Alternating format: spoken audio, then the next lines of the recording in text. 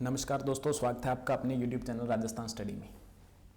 आज की वीडियो में आपके लिए लेके आए कंप्यूटर के महत्वपूर्ण प्रश्न जो आपकी आगामी RSCT परीक्षा के लिए बहुत ही ज़्यादा महत्वपूर्ण होंगे। यह RSCT परीक्षा के लिए श्रृंखला नंबर 5 है। इससे पहले 4 वीडियोस RSCT के लिए इस चैनल पर अपलोड कर दी गई है, उन्हें भी जाके आप देख सकते हैं और अपनी RSCT परीक्षा के अंदर अच्छा स्कोर कर सकते हैं। तो चलिए शुरू करते हैं आज की वीडियो को। वीडियो शुरू करने से पहले वीडियो को लाइक कीजिएगा, दोस्तों के साथ शेयर कीजिएगा और नए हो तो चैनल को सब्सक्राइब जरूर कर लीजिएगा। तो पहला प्रश्न हमारे स्क्रीन पर कुछ इस प्रकार से, यदि सोर्स डेटा बदल गया हो तो MS एक्सेल में कौन सा पिवोट टेबल टूल में डेटा को अपडेट करता है? ऑप्शन हमारे हैं format report, refresh, pivot table या फिर शो डिटेल्स। तो पहले प्रश्न का राइट आंसर है हमारा पिवोट टेबल। बढ़ते हैं दूसरे प्रश्न की ओर। निम्नलिखित वाक्य में से सबसे उपयुक्त विकल्प का चयन करें। हमें कुछ स्टेटमेंट दे रखे हैं, उनमें से हमें बताना है कि बिल्कुल सही या फिर सबसे ज़्यादा सही कौन सा है। कैरेक्टर प्रिंटर और लाइन प्रिंटर गैर प्रभाव प्रिंटर के उदाहरण हैं, रॉन्ग। CD राइट और DVD माध्यमिक मेमोरी के एग्जाम्पल हैं, बिल्कुल सही है। जॉयस्टिक आउटपुट डिवाइस का एग्जाम्पल है, बिल्कुल गलत, क्योंकि जॉयस्टिक है वो एक इनपुट डिवाइस है। पहला भी हमें गलत मिला, दूसरा भी गलत मिला और ऑप्शन डी हमें बताया जा रहा है कि सभी विकल्प सही हैं। हो ही नहीं सकता, क्योंकि ऑप्शन ए और सी है वो यदि गलत आ रहे हैं तो डी किसी भी स्थिति में सही नहीं होगा। तो दूसरे प्रश्न का बिल्कुल सही उत्तर है हमारा ऑप्शन बी। देखते हैं तीसरे प्रश्न को। MS एक्सेल 2010 में चार्ट के प्लॉट चित्र में प्रदर्शित क्षेत्र रेखाओं को क्या कहा जाता है? चार्ट का जो प्लॉट चित्र कुछ इस प्रकार से हमें देखने को मिलता है। इस प्रकार से कुछ खड़ी लाइनें और कुछ इस प्रकार से पड़ी लाइनें। इस प्रकार के जो क्षेत्र रेखाएं हैं उन्हें क्या कहा जाता है? उन्हें चार्ट शीर्षक के नाम से भी नहीं जानते, उन्हें डेटा पॉइंट भी नहीं कहते, उन्हें लीजेंड भी नहीं कहा जाता, उन्हें कहा जाता है ग्रिड लाइन। तो तीसरे प्रश्न का बिल्कुल करेक्ट आंसर होगा ऑप्शन डी। तो क्षेत्र रेखाओं को कहा जाता है ग्रिड लाइन या फिर ग्रिड लाइन के नाम से जाना जाता है। तो तीसरे प्रश्न का बिल्कुल करेक्ट आंसर, राइट आंसर होगा ऑप्शन डी। चौथा प्रश्न देखिए, जब आप अधूरा ईमेल बंद करते हैं तो ईमेल आमतौर पर कहाँ सेव होगा?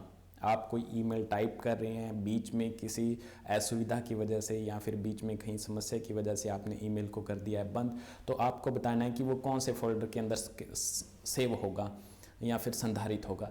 स्पैम में नहीं होगा, जंक में भी नहीं होगा, ट्रैश में भी नहीं होगा। तो ऑप्शन डी ड्राफ्ट। तो जब आप किसी अधूरे ईमेल को बंद करोगे तो वो कहाँ जाके सेव होगा? ड्राफ्ट में। और यदि आप किसी ईमेल को डिलीट कर दोगे तो वो कहाँ जाके आएगा? सेव होगा ट्रैश में। और यदि आपने वैसे बंद कर दिया तब उस स्थिति में वो सेव होगा ड्राफ्ट के अंदर। तो चौथे प्रश्न का बिल्कुल करेक्ट आंसर है हमारा ऑप्शन डी, अधूरा ईमेल सेव होगा ड्राफ्ट में। पांचवा प्रश्न, निम्न में से एक नई प्रस्तुति को बनाया जा सकता है? ऑप्शन है डिजाइन टेम्पलेट का उपयोग करके, बिल्कुल। एक नई प्रेजेंटेशन तैयार करना चाहते हैं तो उसके लिए डिजाइन टेम्पलेट का यूज करके भी एक नई प्रेजेंटेशन को बनाया जा सकता है MS पावर पॉइंट के अंदर।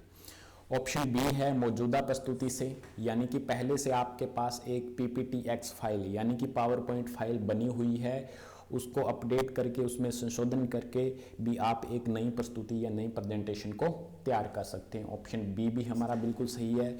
ऑप्शन सी में हमें बोला जा रहा है कि रिक्त प्रस्तुति का उपयोग करके, रिक्त प्रस्तुति का मतलब जो आपके पास ब्लैंक प्रेजेंटेशन है उसका यूज करके आप एक नई प्रेजेंटेशन क्रिएट कर सकते हो।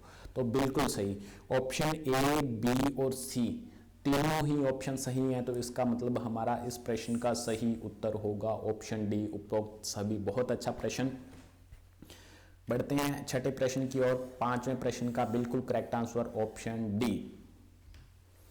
गूगल द्वारा एंड्रॉयड उपकरणों के लिए, जितने भी एंड्रॉयड डिवाइसेज हैं उनके लिए विकसित एक अंतर्राष्ट्रीय ऑनलाइन सॉफ्टवेयर स्टोर है, उसका नाम तय है।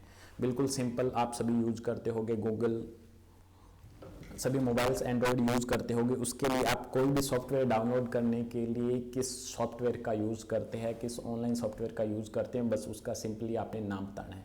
गूगल ऐप स्टोर, इस नाम का कोई भी सॉफ्टवेयर नहीं है। एप्पल ऐप स्टोर तो एप्पल के लिए है, ये भी गलत होगा। हमें पूछा है एंड्रॉयड उपकरणों के लिए, तो गूगल प्ले स्टोर है वो एंड्रॉयड उपकरणों के लिए एक इंटरनेशनल ऑनलाइन सॉफ्टवेयर स्टोर है। तो पांचवें प्रश्न का बिल्कुल सही उत्तर होगा ऑप्शन सी, यानी कि गूगल प्ले स्टोर।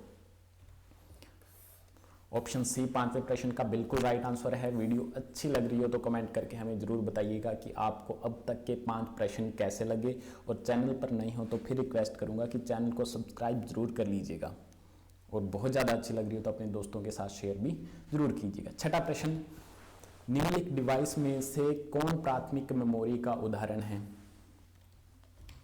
मॉडेम बिल्कुल नहीं, गूगल ग्लास भी नहीं है, रैम ये प्राथमिक मेमोरी का एग्जाम्पल है, लाईफाई ये भी प्राथमिक मेमोरी का एग्जाम्पल नहीं है। रैम जिसे हम रैंडम एक्सेस मेमोरी कहते हैं, जिन्हें हम वोलेटाइल मेमोरी भी कहते हैं, जिसे कभी भी एक्सेस किया जा सकता है या फिर जिसे आवश्यकता अनुसार पढ़ा या डिलीट किया जा सकता है, रीड और राइट कभी भी किया जा सकता है। तो प्राइमरी मेमोरी का एग्जाम्पल है रैम, रैंडम एक्सेस मेमोरी। तो छठे प्रश्न का हमारा बिल्कुल सही आंसर होगा ऑप्शन सी।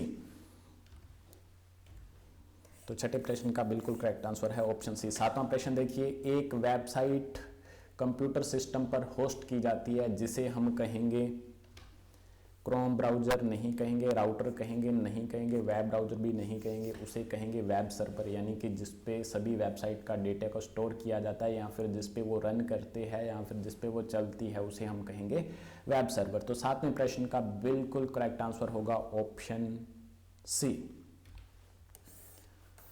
आठवां प्रश्न, भारत में आपको कुशल स्लाइड शो प्रस्तुतियों यानी कि स्लाइड शो प्रेजेंटेशन को बनाने में कौन सा एप्लीकेशन सॉफ्टवेयर सक्षम बनाता है? आपने एक स्लाइड यानी कि पावर पॉइंट प्रेजेंटेशन तैयार करनी है, कौन से एप्लीकेशन सॉफ्टवेयर का यूज करोगे? MS एक्सेल का यूज करोगे? नहीं जी, इसका उपयोग तो स्प्रेडशीट बनाने के लिए किया जाता है। MS आउटलुक का उपयोग करोगे? नहीं। MS पेंट का भी नहीं करेंगे। तो MS पावर पॉइंट का उपयोग करके हम बहुत सी एक कुशल स्लाइड शो यानी कि एक अच्छी प्रेजेंटेशन को तैयार कर सकते हैं। भारत ही नहीं बल्कि कहीं भी इसको तैयार किया जा सकता है। आठवें प्रश्न का सही उत्तर है ऑप्शन सी। नौवां प्रश्न स्क्रीन पर आपके, MS एक्सेल में यदि किसी सेल में सामग्री बड़ी दिखाई दे रही है और सेल में सामग्री बड़ी है और सेल में दिखाई नहीं दे रही, MS एक्सेल के अंदर किसी सेल में सामग्री तो बड़ी है, उसके अंदर आपने जो डेटा टाइप किया है उसकी लेंथ ज़्यादा है और सेल आपका छोटा है, उसकी वजह से वो सेल में प्रॉपर दिखाई नहीं दे रही, तो हम सभी सामग्री को सेल में दिखाई देने के लिए किसका यूज करेंगे? तो इसके लिए मर्ज सेल का उपयोग करें? नहीं, मर्ज सेल का उपयोग किया जाता है 2 या 2 से अधिक सेलों को एक बनाने के लिए मर्ज सेल का उपयोग करते हैं। तो हमारा ये जो ऑप्शन ए है ये बिल्कुल गलत है। रैप टेक्स्ट का इसका उपयोग भी हाँ, रैप टेक्स्ट के माध्यम से आप जो बड़ी सामग्री है वो छोटे सेल में दिखाई नहीं दे रही, तो आप रैप टेक्स्ट का यूज करके उस सामग्री को उस पूरे सेल में सेट कर सकते हो। फिल सेट और बाकी ऑप्शन इसके बिल्कुल गलत हैं। तो 9वें प्रश्न का सही उत्तर था रैप टेक्स्ट, जिसकी सहायता से आप किसी बड़ी सामग्री को एक छोटे सेल के अंदर पूरा फिट रूप में दिखा सकते हो। तो 9वें प्रश्न का हमारा बिल्कुल सही उत्तर था ऑप्शन बी यानी कि रैप टेक्स्ट। 10वां, MS DOS विंडोज़ में ब्लैंक हमें यहाँ पे दिया गया है। कमांड और यूनिक्स में कमांड का उपयोग वर्तमान डायरेक्टरी फाइलों की सूची के लिए जानकारी पाने के लिए किया जाता है। तो MS DOS के अंदर डायरेक्टरी या फिर फाइलों की सूची देखने के लिए dir कमांड का उपयोग किया जाता है। तो इसका मीन्स हुआ कि पहले ऑप्शन में dir यानी कि डायरेक्टरी कमांड का उपयोग किया जाता है, तो पहले ऑप्शन में आएगा dir। तो हमारे पास 4 ऑप्शन हैं, उनमें से देखते हैं कि किस ऑप्शन के फर्स्ट में dir कमांड दी हुई है। तो इसमें rmdir दे रखी है, तो इस कमांड क्योंकि rmdir कमांड का यूज किया जाता है किसी डायरेक्टरी को रिमूव करने के लिए और mkdir का यूज किया जाता है किसी डायरेक्टरी को क्रिएट करने के लिए। तो ऑप्शन ए गलत है, बी में इस दे रखी है बट होना dir चाहिए था। ऑप्शन सी भी गलत होगा क्योंकि यहाँ पे टाइप कमांड दी हुई है और ऑप्शन डी तो पहले से ही कैंसिल है। तो इनमें से कोई भी नहीं हमें नहीं मिल रहा, तो हमारा सही उत्तर होगा उपरोक्त में से कोई नहीं, क्योंकि इनमें से कोई भी कमांड नहीं दे रखी जिसके माध्यम से हम बता सकें कि जो हमारी डायरेक्टरी के अंदर जितनी भी फाइल हैं उसकी सूची को देख सकें।